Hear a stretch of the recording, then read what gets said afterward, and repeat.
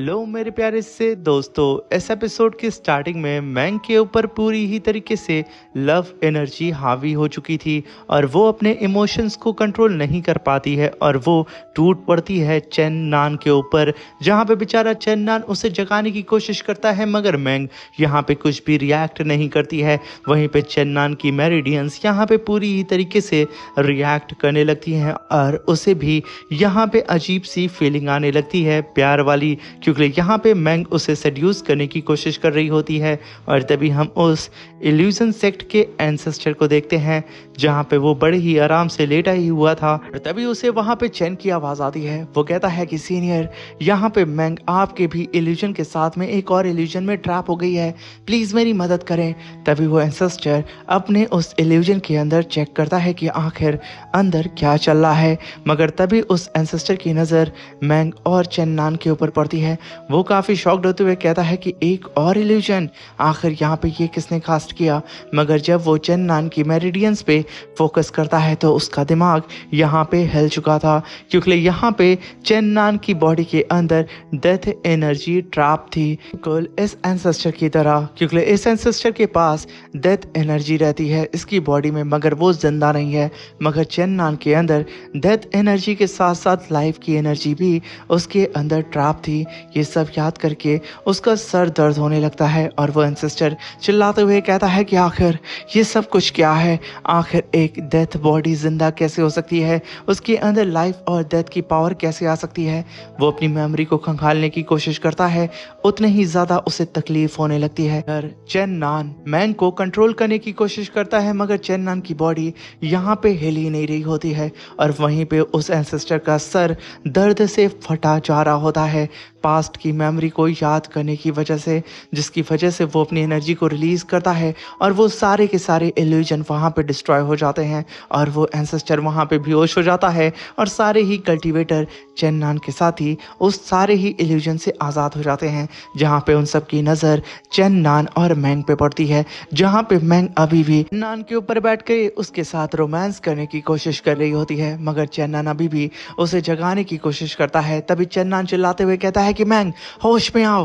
तभी वहां पे मैंग होश में आती है और वो जब चेन को देखती है वो तुरंत ही अपने लोटस को समन करती है और कूद करके उस लोटस के अंदर बैठ जाती है और तुरंत ही वहां पे अपनी ड्रेस को चेंज कर लेती है। तभी हम वहां पे चेन नान को देखते हैं, जैसे ही मैंग उसके ऊपर से हटी थी चेन नान भी तुरंत अपने कपड़े को वहां पहन लेता है, मगर यहाँ पे मैंग अपने लोटस के ऊपर बैठे हुए सीधा ही चेन नान की तरफ देख के कहती है कि चेन नान, तुमने यहाँ पे मेरा फायदा उठाने की कोशिश की है इस इल्यूजन के आड़ में, मैं तुम्हें यहाँ पे जिंदा नहीं छोड़ूंगी। ये कहने के साथ उसने अपनी सॉर्ड को समन कर लिया था और वो पूरी तरीके से तैयार हो चुकी थी चेन नान के ऊपर अपना गुस्सा बरसाने के लिए, जहाँ पे उसने मल्टीपल स्लैश अटैक चेन नान के ऊपर कर दिया था। चेन नान उन सारे ही अटैक से बच के इधर उधर भागने लगता है। यहाँ पे चेन नान उस इल्यूजन की वजह से काफी ज्यादा कमजोर हो चुका था, मगर यहाँ पे मैंग ने अपने लोटस का इस्तेमाल करके अपनी पावर को यानी कि अपनी स्पिरिचुअल एनर्जी को हील कर लिया था, जहाँ पे मैंग ने चेन के ऊपर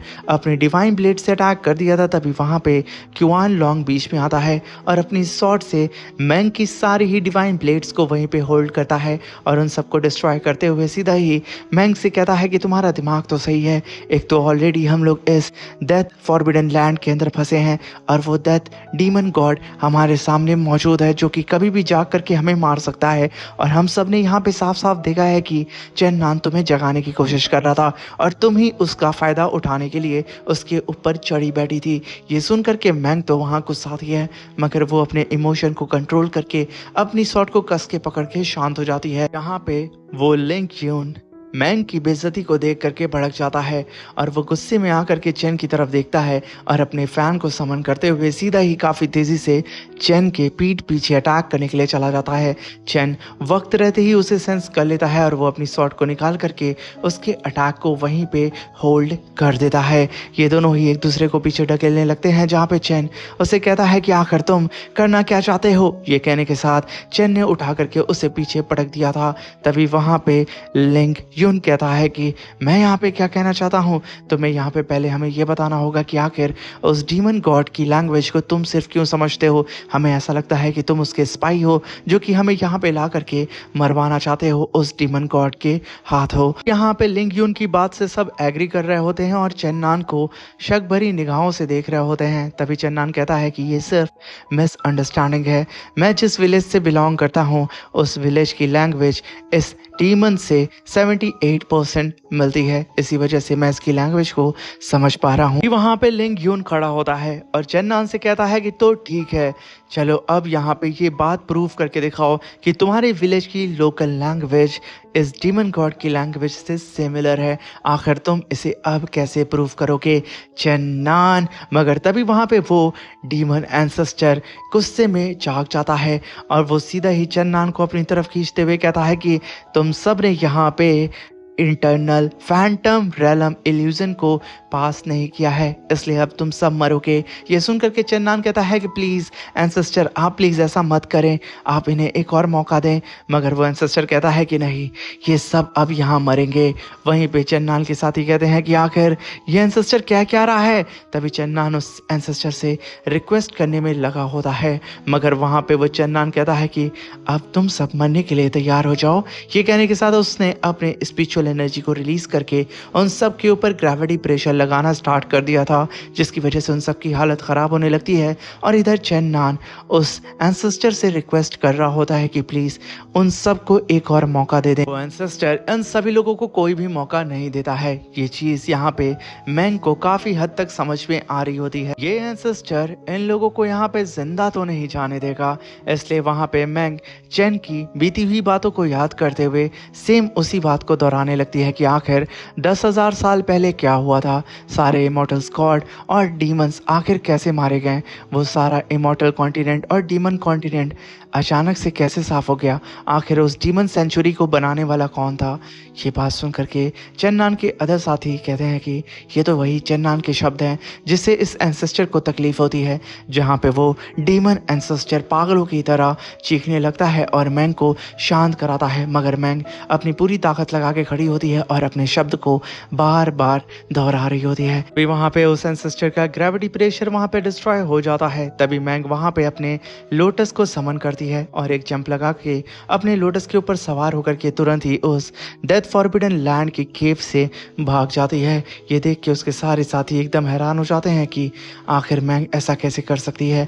मगर तभी हम वहाँ पे थॉर को देखते हैं जिसके ऊपर यहाँ पे लिंग यून ने अपने फैन से अटैक करके उसे जान से मार दिया था। साथ में लिंग यून ने थॉर की सिस्टर लीसा और एक और कल्टीवेटर को वहाँ पे मार दिया था। जहाँ पे थॉर कहता है कि आखिर तुमने ये क्यों किया।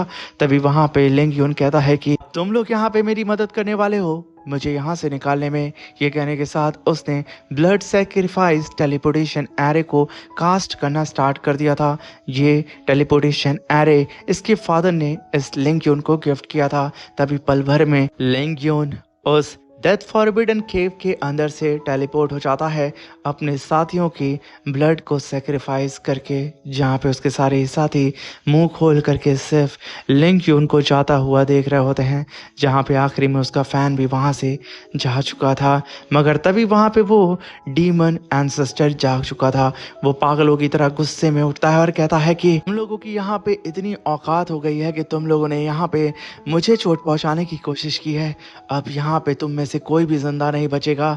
जहाँ पे चेन्नान उस एंसेस्टर को समझाने की कोशिश कर रहा होता है कि इन लोगों ने यहाँ पे कुछ गलत नहीं किया है, वो तो मैंग थी। मगर वो एंसेस्टर अपनी पावर को रिलीज करता है और अपने राइट हैंड से काफ़ी पावरफुल डिमोनिक अटैक सीधे ही उन सारे ही कल्टीवेटर्स के ऊपर करके उन सबको एक ही बार में वहाँ पे इरेज करके रख देता है। और तभी यहाँ पे सीन शिफ्ट होता है और हमें इस डेथ फॉरबिडन लैंड के बाहर का सीन दिखाया जाता है, जहाँ पे लिंग यून टेलीपोर्ट होके आ चुका था। तभी लिंग यून भागते हुए लीसा के ड्रैगन के पास जाता है और उसे कहता है कि तुम्हारी मास्टर लीसा और थ्रोन वो दोनों ही डीमंस की वजह से मारे जा चुके हैं।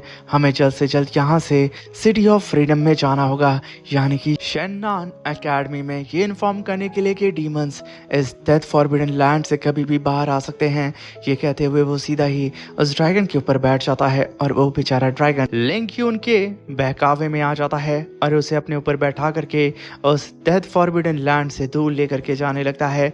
और वहीं पे मैंग भी नीचे खड़ी होकर के उसके ऊपर नज़र रख रही होती है और वो तुरंत ही अपने लोटस फ्लावर के ऊपर सवार होकर के सीधा ही उसका पीछा करने लगती है। शायद यहाँ पे मैंग भी कहीं और जा रही होती है। तभी हम वहाँ पे लिंग यून को देखते हैं जो कि अपने पेपर बर्ड स्पेल को कास्ट करता है और एक तलिस्मान को समन करते हुए अपने मैसेज को उस बर्ड के अंदर रिकॉर्ड करते हुए कहता है कि कल मैं फादर के escaping blood sacrifice teleportation spell का इस्तेमाल करके बच चुका हूँ, मगर उस डेथ फॉरबिडन लैंड के अंदर कई सारे डीमंस मौजूद हैं। अंकल, आप लिंग फैमिली के सबसे पावरफुल कल्टीवेटर्स को इस फॉरबिडन लैंड के चारों ही तरफ फैला दें। अगर कोई भी कल्टीवेटर इस फॉरबिडन लैंड से बाहर आता है तो उसे आप लोग तुरंत ही मार दें और मैं जल्दी ही आप लोगों से मिलने के लिए आऊँगा। तभी सीन शिफ्ट होता है और हमें उस इल्यूजन सेक्ट के मास्टर को दिखाया जाता है, यानी कि उस एंसेस्टर को, जो कि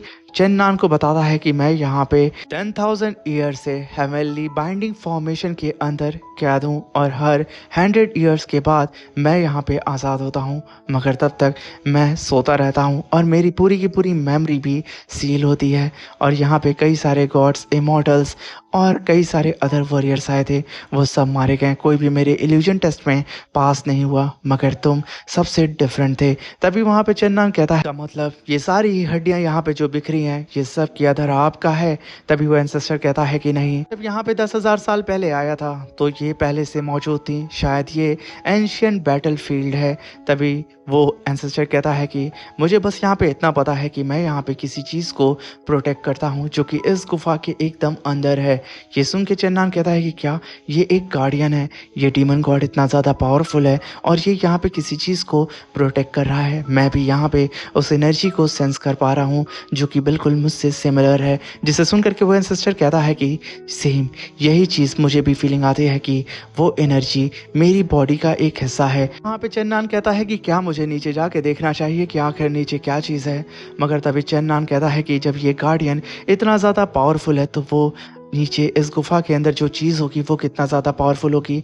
बेहतर यही है कि मैं यहाँ से चुपचाप निकल जाऊँ, वरना मेरी खैर नहीं। वहाँ पे चेन्नान कहता है कि सीनियर, क्या आप मुझे बता सकते हैं कि आखिर मैं यहाँ से कैसे जा सकता हूँ?